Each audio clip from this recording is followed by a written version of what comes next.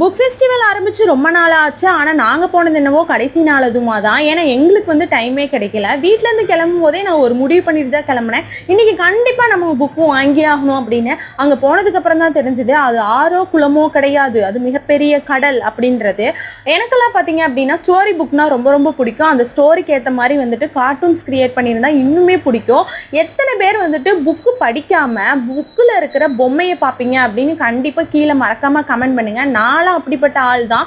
Book படிக்கிறனோ இல்லையோ அதுல போட்டிருக்க பொம்மையை தான் அதிகமா பார்த்துட்டு இருப்பேன். அப்படிப்பட்ட புக்கை தான் நானும் தேடி பொறுக்கி எடுத்து கையில வச்சிருந்தேன். ஆனா என்னோட ஹஸ்பண்ட் பாத்தீங்க அப்படின்னா வீடியோ எடுக்கிற சாக்குல ஒவ்வொரு ஸ்டாலா கூட்டிட்டு போய் ஃபைனலா எந்த ஸ்டால்ல நான் எனக்கு பிடிச்ச புக்கை பார்த்தேன் அப்படிங்கறதே எனக்கு மறந்து போயிருச்சு.